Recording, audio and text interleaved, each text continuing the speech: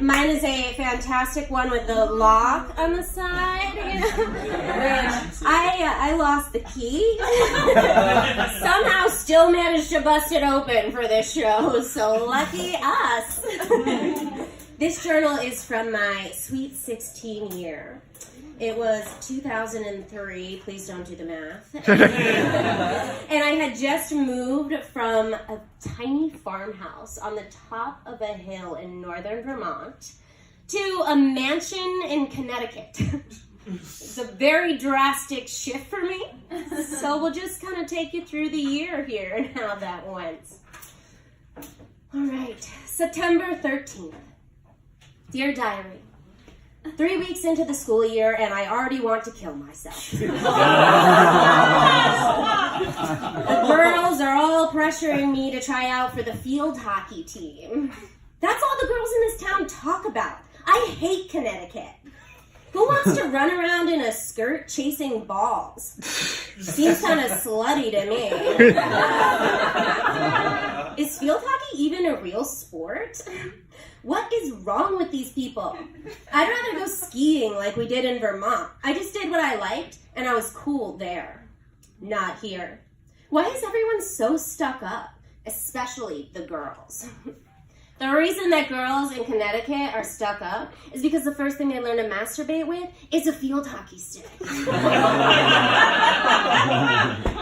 like when I started to realize I wasn't like them, you know? Like the first thing I masturbated with was a stuffed animal. Right? It was just like a lot of external rubbing. I was preparing for that feeling of a loving connection, you know? These bitches were preparing for the feeling of being fucked by a bunch of rich white pricks.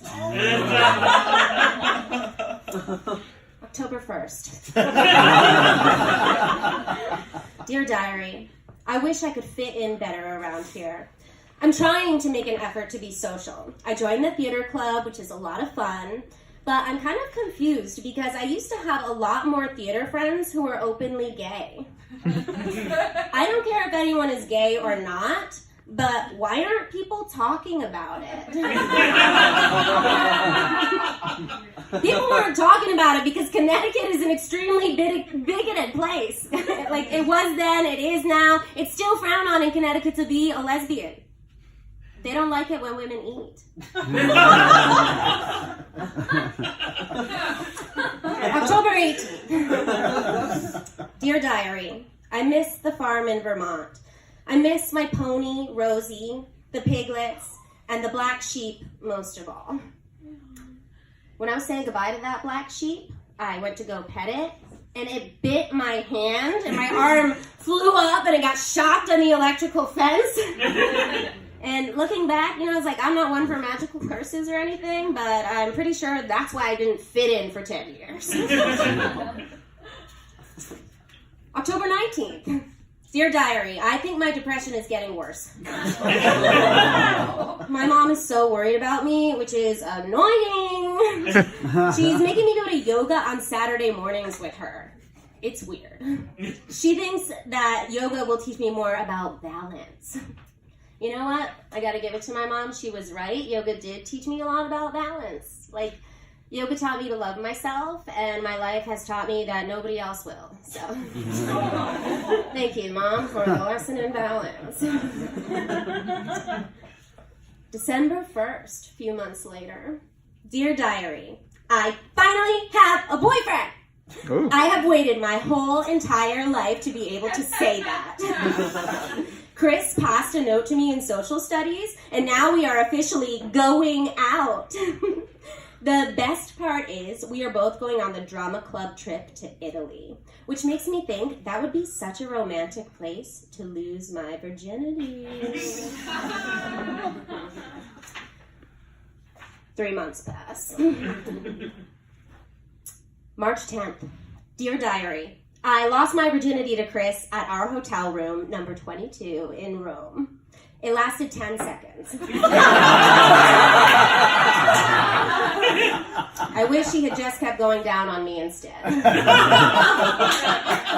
don't get what the big deal is with sex, but I found it unimpressive. He didn't even pop my cherry. Uh-oh. March 24th, just 2 weeks later, guys, 2 weeks later.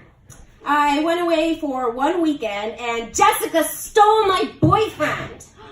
How could she? My supposed best friend Jessica kissed him at a party in front of everyone. She left a note on my car apologizing, saying she won't date him if I don't want her to, but it doesn't matter. She can have him. The damage is done. It's not like I'm going to stand in the way of my best friend's happiness. I'm not a cruel, heartless person like Jessica obviously is. I will tell you guys, Jessica did steal my boyfriend, and then she dated him for like 2 or 3 years, so it kind of made it okay. Like, it was worth the insult, right? But Jessica and I remained friends. We're still friends today. We were hanging out last week, and she said to me, "Hey, remember Chris?" I'm like, "Really? We gotta bring this up now?" She's like, "Yeah, do you know that he is now a doctor in Switzerland studying stem cell research?" Oh, no. I was playing it cool. I was like, "Who cares? What a fucking nerd!" She's like, "Meg, I don't think you're getting it. This guy made the European Forbes 30 under 30 list." I shit you not. My tune changed real quick. I was like, "You know what, Jessica? Up top, we fucking did that!" And I was such a loser, but with the power of our pussies combined, he's now a success, you know? Good for us, taking all the credit. And Jess's mom told me, she's like, "My mom still thinks that Chris is like the one for me, that he's the one who got away." And honestly, I hope that she's right, because Jess living with unrequited love for the rest of her life seems like a fair punishment, because that bitch stole my fucking boyfriend! I'm trying not to be bitter about it anymore, but I've been single for a long time until last week. Last week? No, I met this guy, like, it was one of those, like, dream things. You see him across the room, and I was like, this is it. And we've only been dating for a week, but we had our first big milestone yesterday. He removed his wedding ring. So,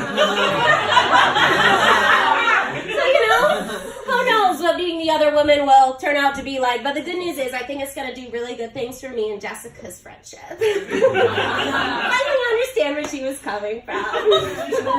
Thank you, everybody, so much. Enjoy the rest of the show.